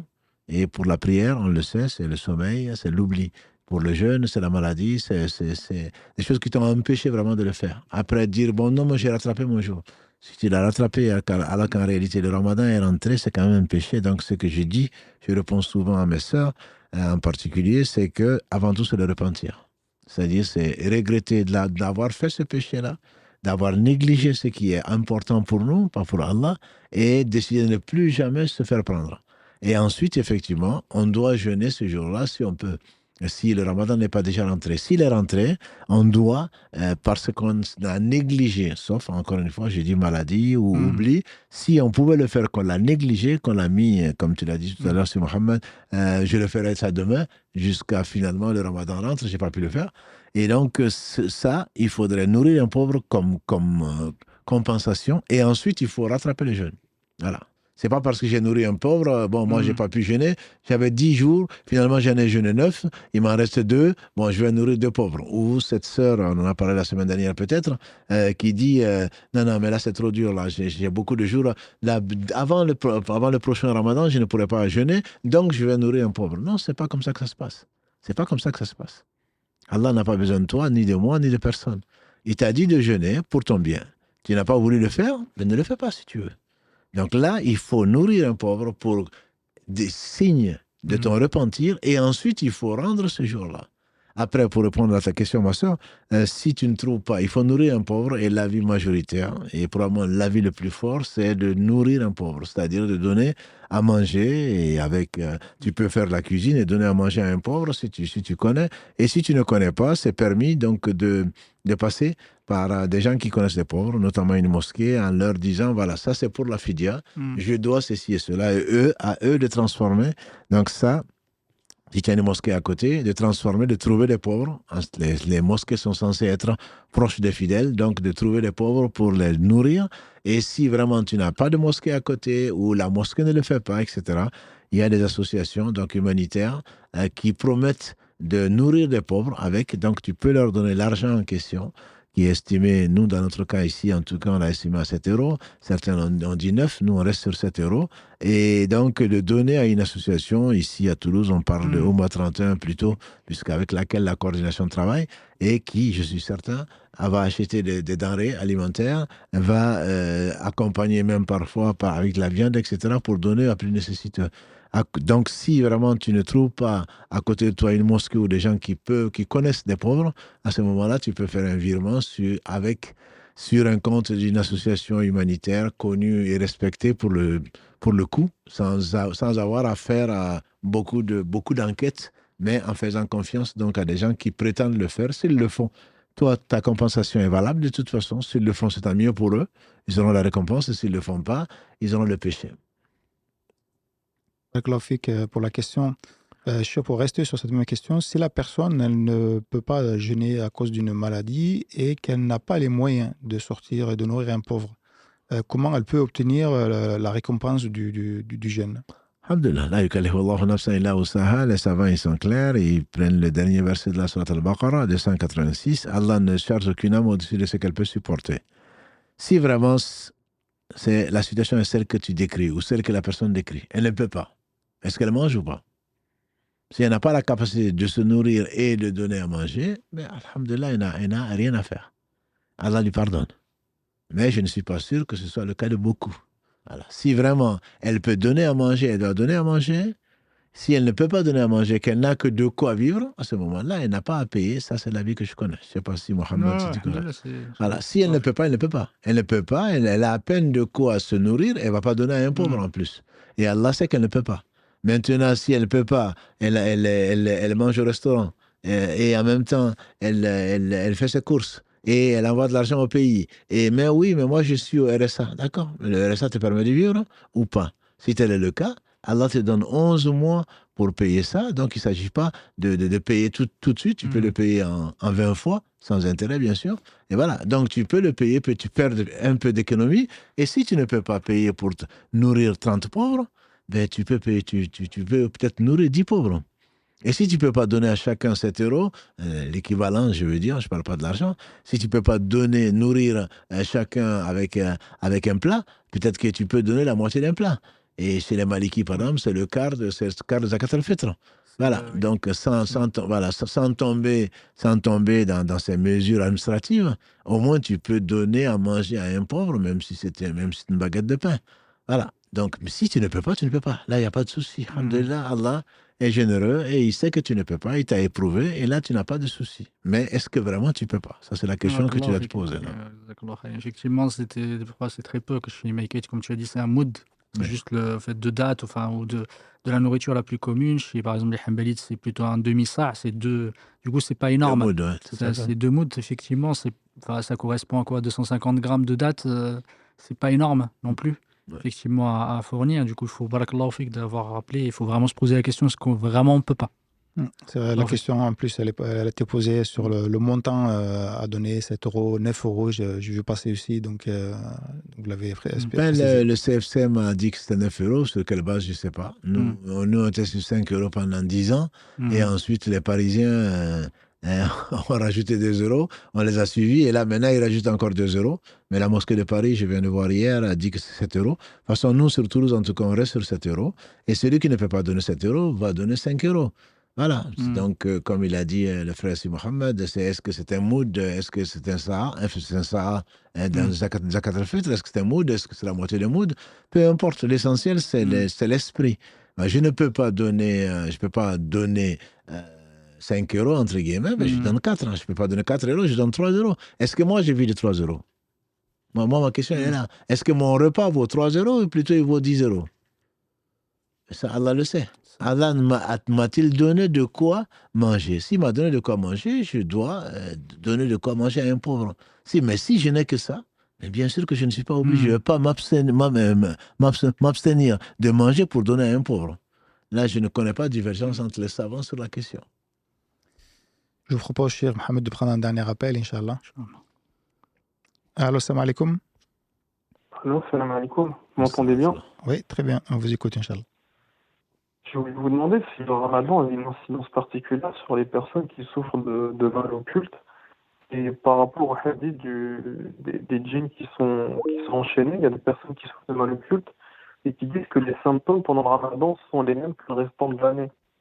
À partir de là, comment est-ce qu'on doit comprendre ce hadith pour ces personnes-là? Et pour les personnes qui ont ce problème, est-ce que le ramadan peut avoir une incidence dans la résolution de ce problème? C'est ma question. Là, j'ai pas de... Le hadith, comme le frère Si Mohamed il a dit, le hadith il dit que les shayatines sont enchaînés, certains disent que ce sont les plus virulents, c'est l'explication la plus répandue. Est-ce que ce mal occulte est dû à un shaitan qui est très virulent ou pas virulent? C'est la personne qui le vit. Dans tous les cas, le hadith il est authentique, le hadith peut être expliqué par le fait que la personne qui a un mal occulte, parce que tu le sais, mon frère, il y a beaucoup, on dit que 70% des gens qui ont dit qu'ils ont un mal occulte n'ont pas un mal occulte. C'est plutôt un problème psychologique. Je ne dis pas que c'est pas vrai. Il y a des gens qui ont un mal occulte. J'ai vu, j'ai participé, j'ai assisté, et c'est quelque chose d'affreux. D'affreux, c'est une épreuve qui est terrible. Voilà, je ne nie pas du tout ça. Au contraire, je ne nie pas. Simplement, souvent, parfois, entre déprime et autre chose, entre maladie psychologique et maladie psychiatrique, les gens mettent tout sur le compte du mal occulte. Je ne dis pas que... Le mal occulte existe, c'est évident, il existe. Il a été prouvé dans le Coran comme dans la Sunna, il existe. Maintenant, est-ce que c'est vraiment le mal occulte que la personne vit? Je ne sais pas. Et si c'est le cas, il faudrait admettre que le shaitan en question n'est pas aussi virulent que d'autres virulents qui ont été enchaînés. Après, je ne peux pas te donner plus d'informations sur ça. D'accord. Mais après, la question, c'est aussi de savoir, pour les cas sérieux de mal occulte, est-ce que la période du mois de Ramadan a une incidence sur ces personnes-là, sur les cas de ces personnes-là? Est-ce qu'il y a des facteurs qui peuvent favoriser une guérison durant ce mois? Certainement, puisque comme on a vu avec l'épisode sur la vie de l'imam Ahmad, quand il fasse miséricorde, il est clair que la piété va nuire beaucoup au shaitan, qu'il soit enchaîné ou non enchaîné. On dit que le shaitan de Omar ibn Khattab marchait sur l'état de Médine, il ne pouvait pas se rapprocher de lui. On dit que quand il y avait un mal occulte qu'on appelait l'imam Ahmad et qui n'avait pas le temps, qui dit au djinn, que l'imam Ahmad lui dit de sortir et le djinn dit « moi je sors ».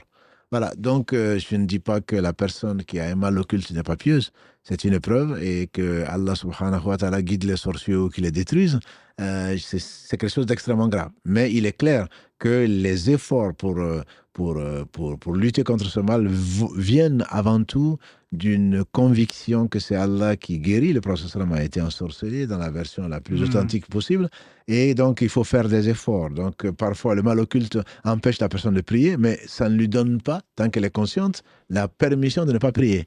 Voilà, donc avec le ramadan, alhamdulillah, avec le jeûne, nécessairement, comme l'a dit le prophète sallam, le jeûne va restreindre, va diminuer les passages de shaitan. Donc, qu'il soit virulent ou pas, le jeûne a nécessairement un impact dessus. Ce que disait l'imam al-Ghazali, quand il fasse miséricorde, quand Si Mohamed parlait des 3 ennemis dont il parlait, donc un des ennemis, c'est Satan. Le fait de jeûner, le prophète m'a dit que ça va restreindre. Ça va restreindre donc le passage de shaitan. Donc, si la personne peut jeûner, elle va jeûner. Elle doit jeûner et nécessairement, il y aura un impact dessus. Ça c'est une conviction. Et qu'Allah facilite aux personnes éprouvées. Barakallahu fik. En tout cas, effectivement, sur les shayatines, les ulama, ils ont divergé sur il y a plusieurs versions, et en tout cas sur le hadith que les shayatines sont enchaînés. Il y a certains, effectivement, qui disent qu'il n'y a que ceux qui sont les plus virulents, les maradas, effectivement, qui sont enchaînés. D'autres qui disent que en fait, c'est juste leur effet qui sont affaiblis, mais leur effet reste, effectivement, ils continuent à faire le waswas. On a pendant le ramadan, mais comme tu as dit, barakallahu fik, ils sont plus affaiblis pendant le ramadan. Parce qu'Allah subhanahu wa ta'ala veut donner cette opportunité aux croyants de profiter de ce mois et de rechercher le pardon et que l'adoration soit la plus simple possible pour eux. Et ça, c'est par miséricorde d'Allah subhanahu wa ta'ala. Et en revanche, ça reste encore un peu. C'est juste que le mal occulte diminue pendant le mois du Ramadan grâce à la miséricorde d'Allah subhanahu wa ta'ala. Barakallahu fikoum, barakallahu fik, mon frère, pour la question. On va terminer sur une dernière question, Cheikh, écrite. La personne, elle dit, voilà, je jeûne donc de tout mon être le mois du Ramadan, mais je suis cuisinier et je prépare des plats qui sont haram. Donc, est-ce que ça a un impact sur mon jeûne? Certainement, ça a un impact. Tu demandes à Allah subhanahu wa ta'ala justement qui accepte les doigts, notamment quand tu romps le jeûne et durant tout le jeûne, tu demandes à Allah subhanahu wa ta'ala de te diriger vers ce qu'il aime et agrée. Et Allah n'a rien interdit que ce qui est mauvais. Donc, c'est sans te juger. Tu jeûnes de tout ton être. Allah t'a ordonné ce jeûne pour que tu sois pieux. Demande-lui sincèrement et recherche à côté. Allah te donnera certainement. Et personne, a dit le prophète sallam en substance, n'a abandonné une chose pour Allah sans que Allah ne lui donne mieux. Je ne doute pas de ta sincérité, mais va jusqu'au bout de ta logique. Si vraiment tu jeûnes pour Allah, pour atteindre la piété, demande à Allah très sincèrement de te diriger vers ce qui lui plaît et qui l'agrée. Et Allah n'agrée pas ce qui est illicite. Voilà. Donc, si tu jeûnes de tout ton être, tu ne peux pas jeûner. Ton jeûne est valable, bien sûr. Administrativement, il est valable. Mais ce jeûne, c'est lui qui t'a peut-être permis de poser cette question-là. Voilà. Donc, tu cherches la vérité, Allah va te montrer la vérité. La facilité est après la difficulté. Ça va te gêner. Et comment est-ce que je trouve un autre travail, etc. C'est facile à Allah. Voilà. Donc, il faut sincèrement t'inscrire dans la démarche de retrouver quelque chose de halal qui plaît à Allah. Et je suis certain qu'Allah va mettre la baraka dans ce que tu vas trouver, il va te le faciliter après la difficulté. Et tu seras surpris toi-même de la réalité, comment ta réalité va changer. Mais il est certain que si la chose est interdite, elle est interdite. On ne peut pas espérer sortir de l'interdit à quelque chose de bon, sauf si on y a été contraint. Comme, alhamdulillah, Allah nous le dit, même pour la viande de porc, etc., etc. Donc, ça, c'est sûr qu'il faudrait activement rechercher un travail qui te permettra, peut-être dans le même domaine ou dans un autre domaine, de vivre de quelque chose d'illicite, donc qui te préservera, incha'Allah, du feu de l'enfer le jour du jugement dernier. Cher, quand on est cuisinier, qu'on prépare un plat et qu'on respire la fumée des plats qu'on prépare, est-ce que ça rompt le jeûne? Alhamdulillah, c'est connu. Ça ne rompt pas le jeûne, Inch'Allah, ça ne rompt pas le jeûne. Simplement, le fait, ça dépend de ce que l'on prépare par rapport à la récompense, mais ça ne rompt pas le jeûne. On peut même goûter le plat. Pour un cuisinier, je pense qu'il n'a pas assez faim. Et il sait goûter et ne pas l'avaler. Quand on peut goûter le plat parce qu'on est cuisinier ou parce qu'on est cuisinière ou parce que voilà, on nourrit un enfant, quelqu'un qui ne jeûne pas pour voir si c'est trop chaud, si c'est assez salé, etc. Ça, c'est permis. Mais bon, il faudrait, même si les chéatines sont enchaînées, il faudrait faire attention. Profiter de temps en temps. Il ne faudrait pas faire semblant d'avoir oublié. Et voilà, et de prendre une cuillère où finalement, mais je ne suis vraiment pas sûr que c'est salé. Donc voilà. C'est comme la vieille dame qui, effectivement, elle était très très vieille. Et elle avait vu faire toute la journée de Ramadan. Elle lui a dit, mais comment tu fais? Elle lui a dit, heureusement que pendant l'odo, j'arrive, je bois les 3 gorgées, parce que sinon, j'arriverais pas à finir la journée. Du coup, elle en profite à chaque fois pendant l'odo de boire les 3 gorgées. Donc, elle doit certainement renouveler ses habitudes. Exactement, je vous aime souvent. Barakallahu fik, Cheikh Mohamed, pour ce partage. Alhamdulillah, on s'excuse encore une nouvelle fois. Bon, on arrive, il est déjà minuit passé, donc il y a beaucoup de questions. On n'a pas pu toutes les poser, mais alhamdulillah, je pense qu'il y a beaucoup de questions aussi qui sont posées et auxquelles vous avez déjà répondu pendant le live. Donc, on vous invite à écouter le replay dès demain, Inch'Allah, soit même d'ici quelques minutes sur Facebook ou dès demain sur YouTube ou demain, plutôt en fin de journée. Donc, n'hésitez pas à réécouter le live et puis on vous donne rendez-vous, Inch'Allah, le lundi où vous pourrez poser des questions, notamment sur le Ramadan, mais des questions ouvertes également. Cheikh Mohamed, je vous laisse terminer, Inch'Allah. Barakallahu fik, jazakallahu khairan, Cheikh. Barakallahu fikum, Karim et Mohamed. Qu'Allah vous récompense par le meilleur, Amin. qu'Allah récompense par le meilleur nos frères et qu'il leur facilite ce ramadan, la continuité du ramadan, et qu'ils profitent de ces moments pour rechercher l'agrément d'Allah subhanahu wa ta'ala et gagner le paradis et sortir par là, comme on a dit, pardonné par Allah subhanahu wa ta'ala. Et Allah subhanahu wa ta'ala, il a réservé chaque jour des gens qui sauvent de l'enfer. Et qu'Allah subhanahu wa ta'ala nous fasse parmi ceux-là, parmi qu'Allah subhanahu wa ta'ala va choisir pour être sauvé du feu de l'enfer.